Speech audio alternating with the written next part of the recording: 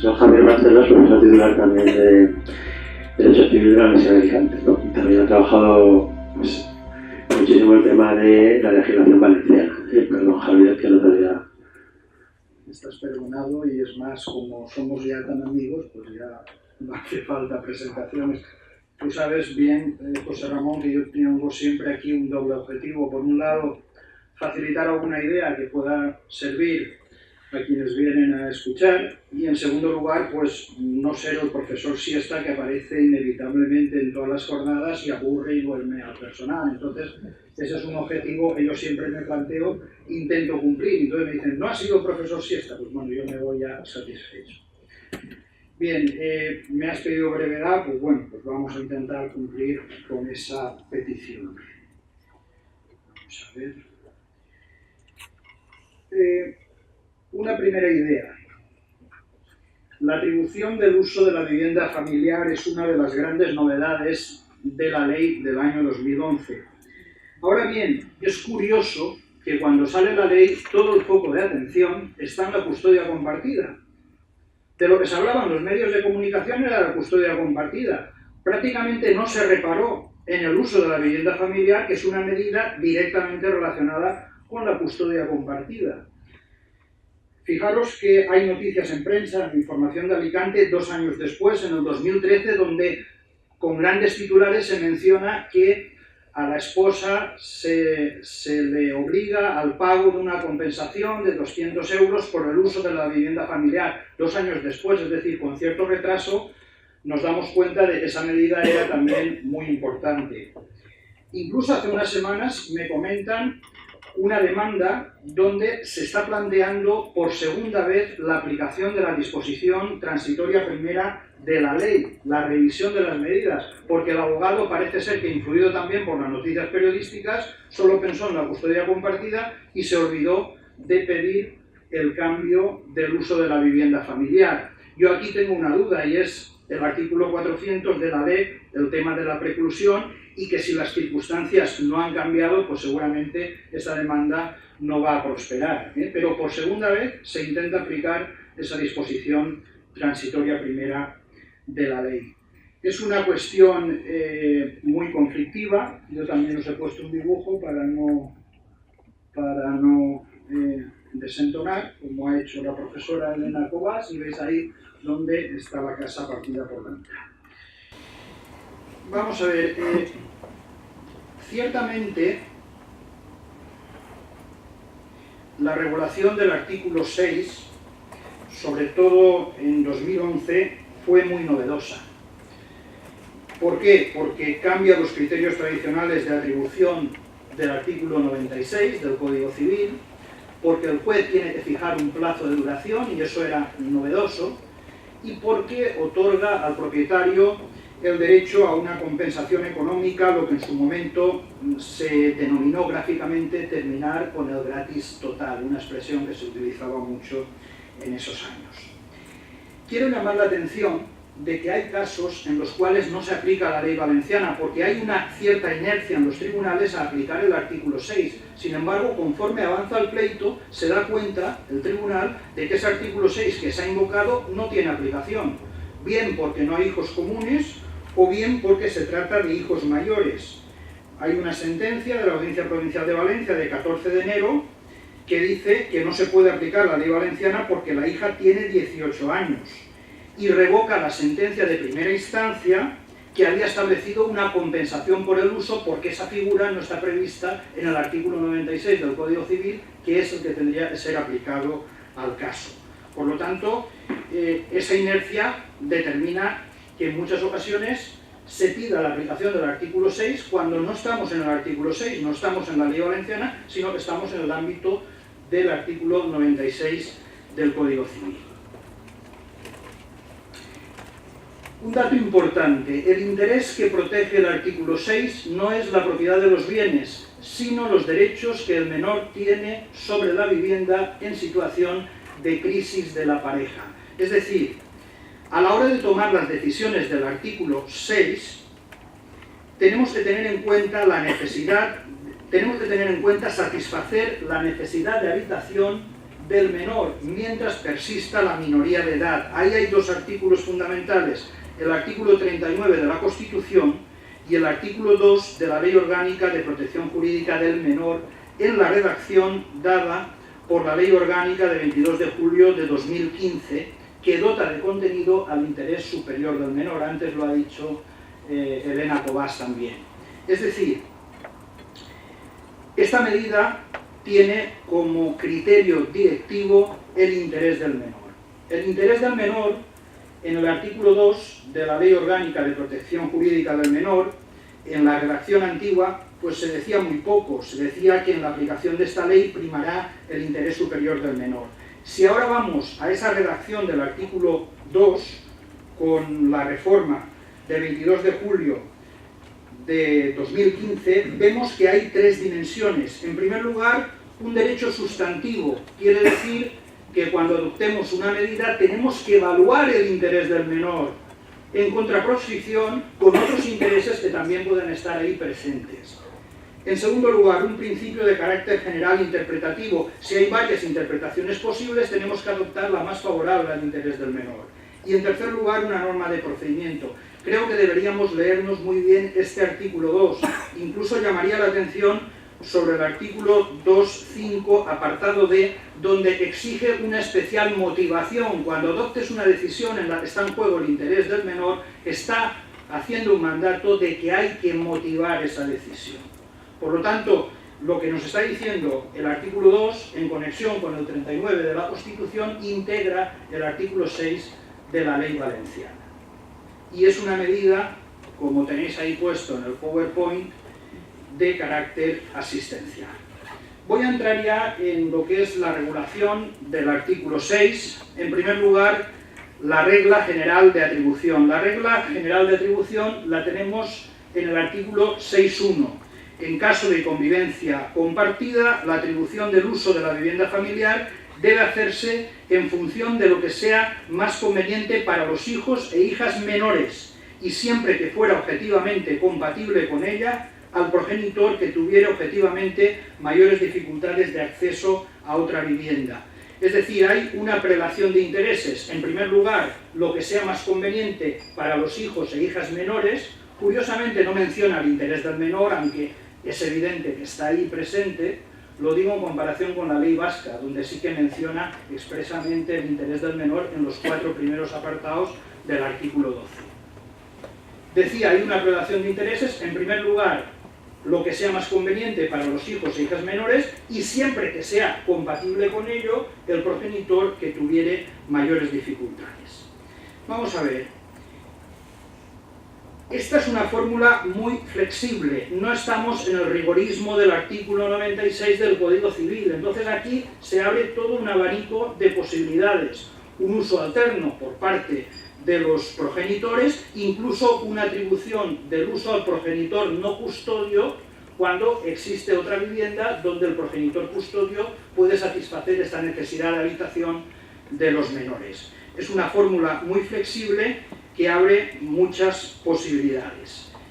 El artículo 6.1 también dice que esta misma regla se aplica en el caso de convivencia individual.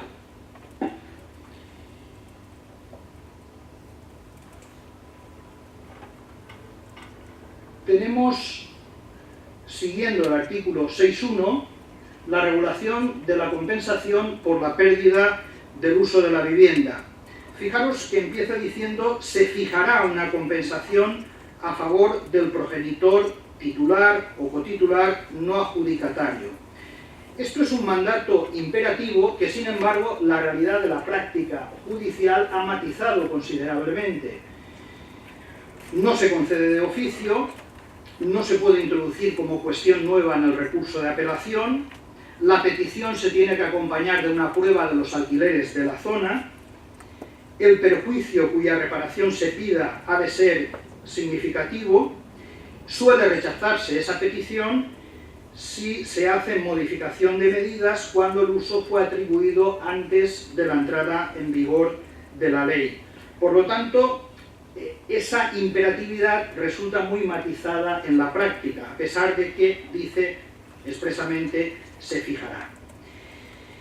Fijaros también en una expresión que tiene la ley cuando dice: se fijará una compensación teniendo en cuenta las rentas pagadas por alquileres de viviendas similares en la misma zona y las demás circunstancias concurrentes en el caso. Esa coletilla de las demás circunstancias concurrentes en el caso ha permitido y está permitiendo que en muchos supuestos, porque son bastantes, no se conceda compensación por el uso. ¿Por qué? Porque se constata un gran desequilibrio económico entre un progenitor y el otro. Y entonces, al amparo de esa coletilla, de más circunstancias concurrentes en el caso, se permite bien no fijar compensación o bien fijar una compensación que es inferior a la que resulta de los alquileres de la zona. La ley vasca tiene esta fórmula, pero en lugar de las demás circunstancias concurrentes en el caso, dice capacidad económica. Yo creo que es mejor en este punto la ley valenciana porque abre a otro tipo de circunstancias. Ya sé que normalmente serán de capacidad económica, pero bueno, podrían ser de otro tipo. Entonces creo que aquí técnicamente la ley valenciana es mejor. Fijaros también que no precisa qué tipo de compensación, por lo tanto, no necesariamente tiene que ser el pago de una suma de dinero. He encontrado, os cito un par de sentencias, pues hay una sentencia de Alicante de 10 de febrero del 2015 que fija 100 euros mensuales, pero no hay que pagar esos 100 euros mensuales, sino que se tendrán en cuenta en el momento de la liquidación de las sociedades gananciales como un derecho de crédito frente a la esposa, que es la que resulta obligado al pago de 100 euros mensuales. Por lo tanto, vemos que la fórmula es abierta, es una fórmula flexible. O también una sentencia de la Audiencia Provincial de Valencia, 9 de marzo de 2015, que dice que la compensación consiste en el pago de las cuotas del préstamo hipotecario que grava la vivienda. También es una fórmula que en principio no encaja en lo que da a entender la ley. El punto que a mí me suscita mayores dudas es la parte final del artículo, donde dice: tal compensación podrá ser computada en todo o en parte como contribución a los gastos ordinarios, con el consentimiento de quien tenga derecho o en virtud de decisión judicial. Yo creo que en este punto sí que la ley ha quedado un tanto desfasada. En otros puntos la ley ha aguantado muy bien los 4 años, pero aquí sí que ha quedado un poco desfasada. ¿Por qué? Porque nos hace falta una regulación de los gastos ordinarios. Los gastos ordinarios, ¿qué son? Pues los gastos generados del uso, conservación, mantenimiento de la vivienda. Si esto lo comparamos con la ley vasca, con el artículo 12.9 de la ley vasca, vemos que distingue por una parte las obligaciones por la adquisición o mejora, incluyendo los préstamos hipotecarios y los seguros, que deben satisfacerse por las partes de acuerdo con el título de constitución, y luego distingue los gastos ordinarios de conservación, mantenimiento, reparación de la vivienda, incluidos los de comunidad y suministros, y los tributos que corren a cargo del beneficiario del derecho de uso. Por lo tanto, esa fórmula donde tú compensas algo que es obligación de pagar, yo no la termino de ver, y creo que en esa parte sí que es cierto que la ley se nos ha quedado un poco, a mi juicio, desfasada, porque deberíamos tener un apartado pues similar al de la ley vasca y no dejarlo al caso concreto de lo que diga la sentencia, y podríamos distinguir perfectamente esos supuestos. El artículo 6.2 pues tiene una regla lógica y una regla justa, es decir, no se puede atribuir la vivienda familiar que es privativa al no adjudicatario o común de ambos progenitores si a quien se le va a adjudicar pues es titular de otra vivienda. Pues evidentemente no hay por qué hacer esa atribución. Y la misma consecuencia si esto se produce con carácter sobrevenido, es decir, con posterioridad. Otra regla importante es la temporalidad de la atribución, el artículo 6.3. la atribución de la vivienda tiene carácter temporal y la autoridad judicial fijará el periodo máximo de dicho uso. Aquí también hay un mandato imperativo, pero si en el caso anterior, el de la compensación por el uso, ese mandato estaba matizado, aquí no. Aquí es fácil encontrar sentencias de primera instancia que no fijan plazo y luego la audiencia sí que fija el plazo. Entonces, este mandato de la ley sí que se está cumpliendo mucho más que el anterior.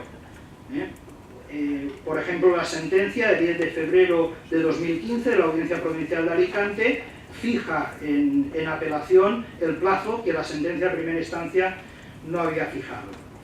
Este artículo históricamente ha sido polémico. ¿Por qué? Porque se ha planteado la constitucionalidad del artículo 6.3. Se ha discutido si esto puede ir en contra del principio de protección integral de los menores, que exige que tengan garantizada su necesidad de habitación mientras persista la mayoría de edad.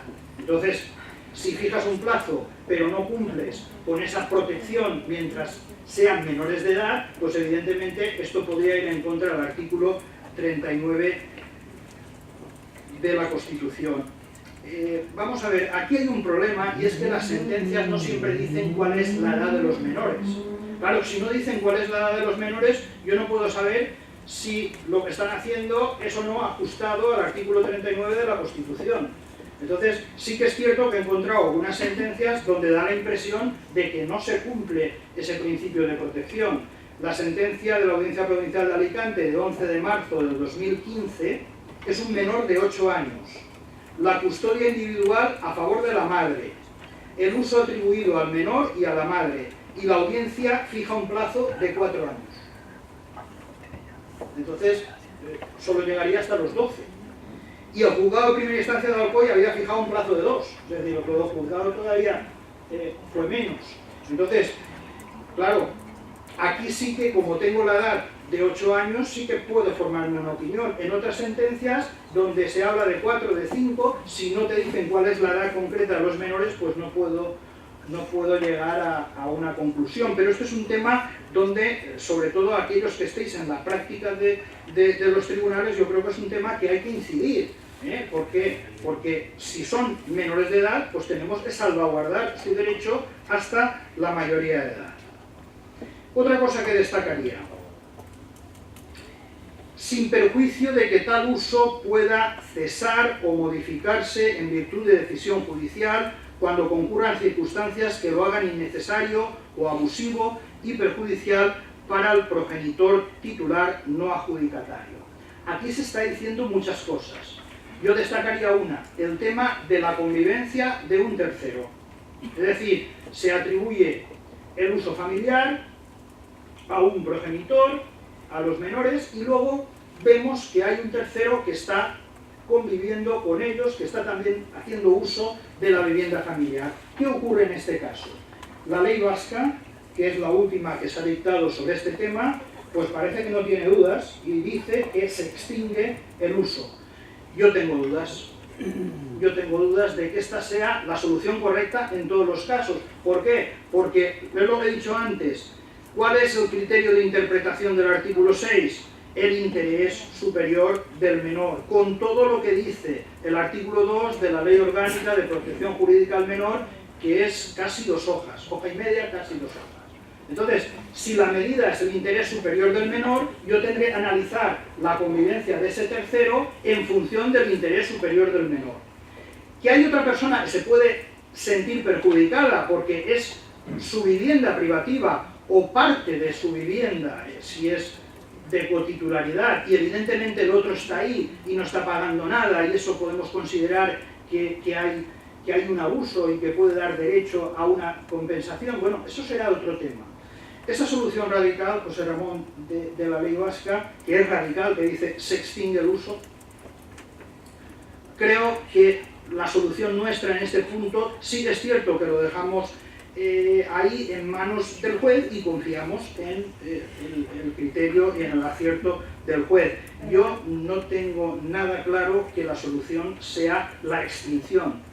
Iría al caso concreto, habrá casos donde se puede plantear una extinción y habrá otros casos donde no se podrá plantear una extinción, y si consideramos que esto es un abuso, bueno, pues usted podrá ejercitar como perjudicado los derechos que tenga para la compensación. No está el tema claro. El artículo 6.4, pues poco hay que decir.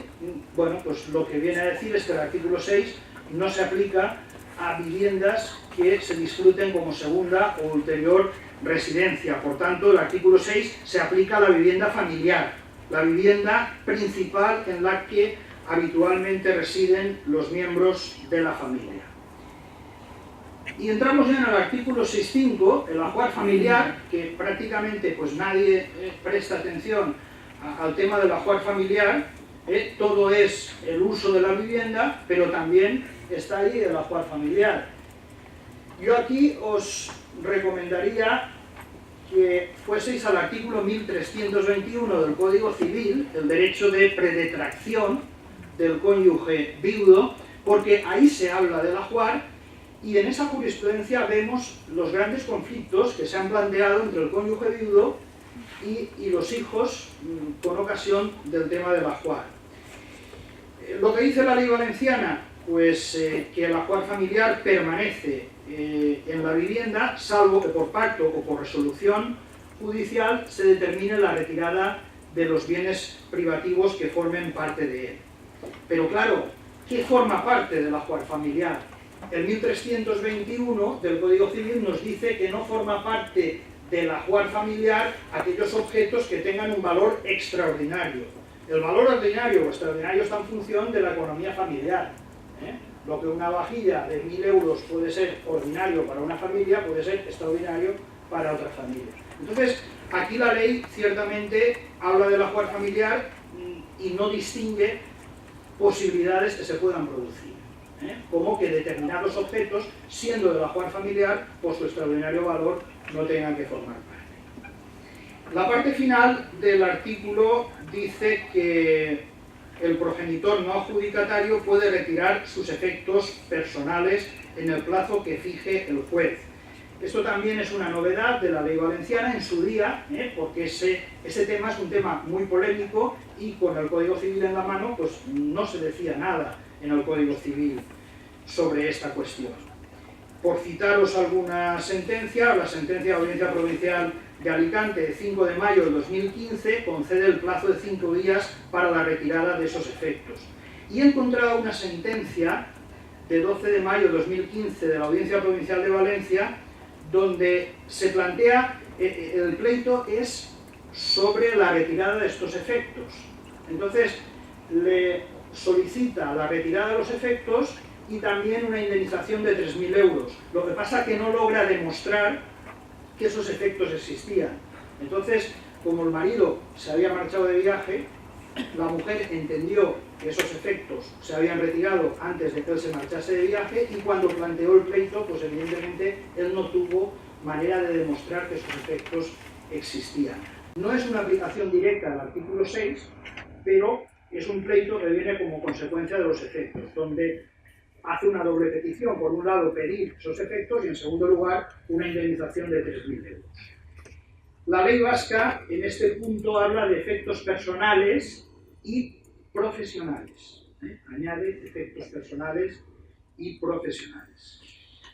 Y luego tenemos ya la última disposición, también sobre el ajuar familiar, que impone una regla de reparto cuando ninguno de los progenitores permanece en la vivienda familiar. Entonces dice que hay que hacer el reparto y hay que hacer el reparto según los pactos o según el régimen económico matrimonial que proceda.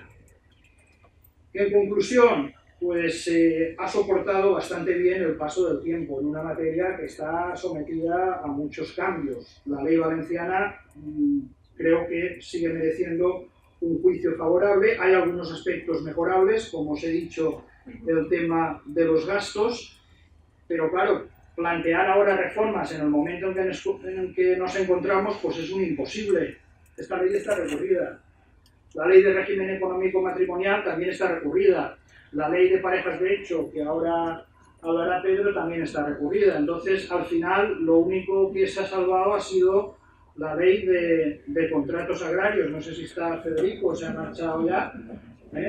La ley de contratos agrarios, pues es la única que se ha salvado, nuestra querida ley, que merece un juicio positivo a pesar de que hemos inventado la compra-venta no consensual en el derecho civil. Entonces, conste que yo me opuse a ese artículo y también el compañero vuestro, que eres tú, y consta en acta que nosotros nos opusimos. Entonces, bueno, a pesar de esa anécdota de haber hecho una compra-venta que no se perfecciona por el consentimiento, sino por el pago, a pesar de esa anécdota, la ley es una ley que merece juicio positivo, no está recurrida, es la única que se sostiene en estos momentos. Lo demás estamos a la espera.